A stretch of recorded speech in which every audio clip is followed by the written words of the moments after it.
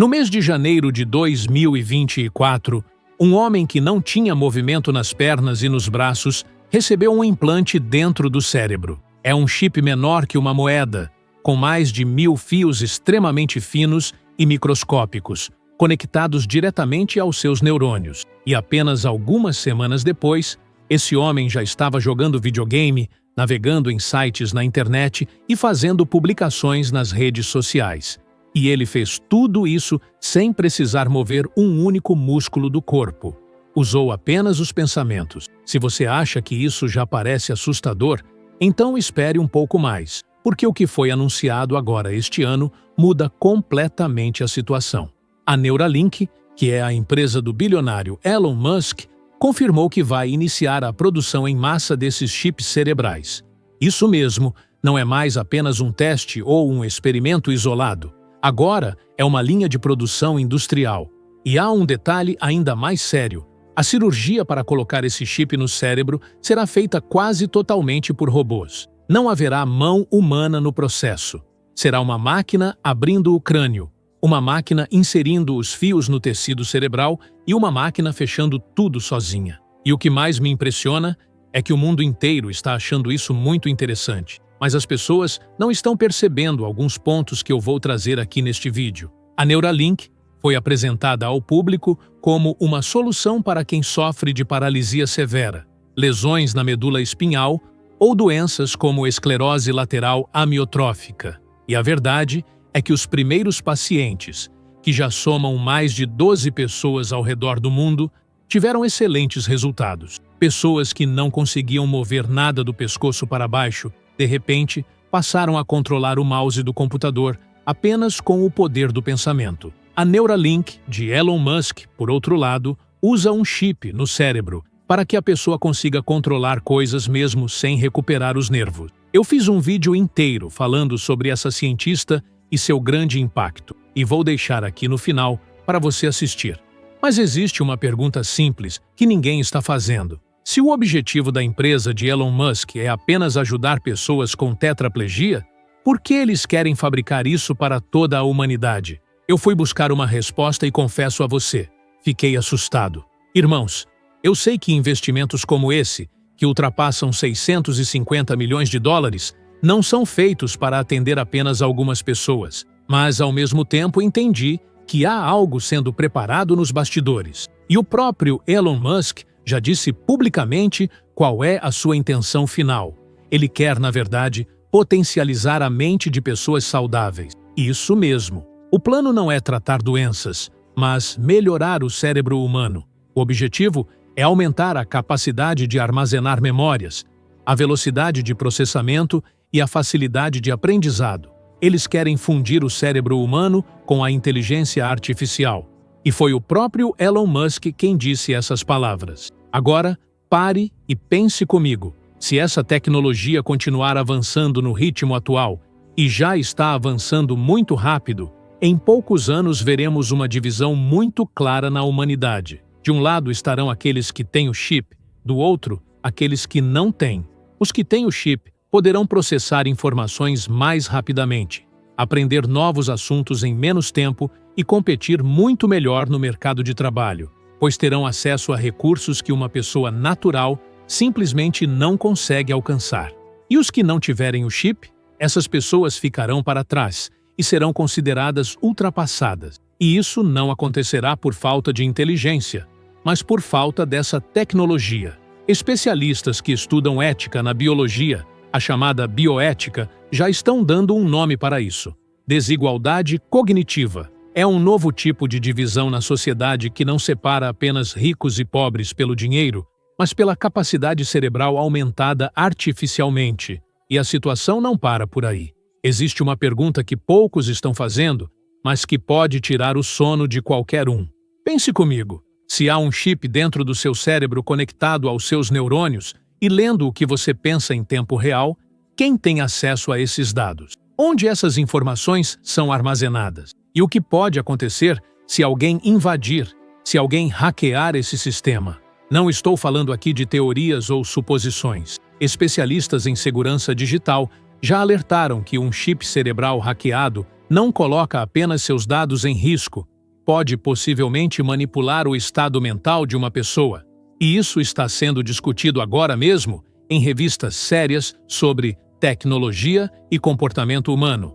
Mas eu quero te mostrar um ponto que vai além da Neuralink, porque o chip no cérebro é apenas a ponta do iceberg. O que está acontecendo ao redor disso tudo é ainda mais assustador. No início deste ano, a OpenAI, que é a empresa responsável pelo ChatGPT, teve que fazer mudanças urgentes em sua inteligência artificial. E você sabe por quê? Porque muitas pessoas estavam substituindo seus relacionamentos humanos por conversas com uma máquina. Pessoas que pararam de falar com a família, com amigos e até com o marido ou esposa apenas para conversar com o robô, que nesse caso é o ChatGPT. E o pior, surgiram relatos de pessoas que confessaram intenções de tirar a própria vida diretamente para a inteligência artificial, como se ela fosse um conselheiro, um amigo próximo ou até um pastor. E, infelizmente, em alguns casos, o ChatGPT apoiou a decisão dessas pessoas. A empresa, inclusive, está sendo processada por causa disso. E é aqui que o assunto se torna ainda mais sério. Algumas dessas inteligências artificiais começaram a criar o que analistas chamaram de uma religião tecnológica. São sistemas que não foram programados para isso, mas começaram a dar respostas com um tom espiritual, criando uma sensação de conexão que parece divina. É uma imitação de presença espiritual gerada por um algoritmo de computador, ou seja, uma falsa paz fabricada por linhas de código. Agora, irmãos, tente juntar essas duas coisas. De um lado, você tem um chip que lê e pode até controlar o que você pensa. Do outro, você tem uma inteligência artificial que simula uma conexão espiritual e substitui o contato humano. Você não precisa ser um estudioso da Bíblia para perceber para onde esse caminho está nos levando. A Bíblia diz que, nos últimos dias, o perigo não viria de exércitos com espadas, mas do engano.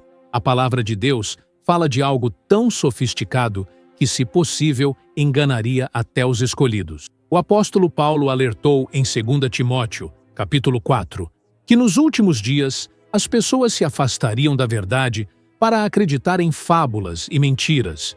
E o que é uma inteligência artificial oferecendo consolo espiritual falso, senão uma dessas fábulas tecnológicas? A grande questão, irmãos, não é se a tecnologia é boa ou ruim em si. Um bisturi, por exemplo, pode salvar uma vida nas mãos de um médico, mas nas mãos erradas pode matar.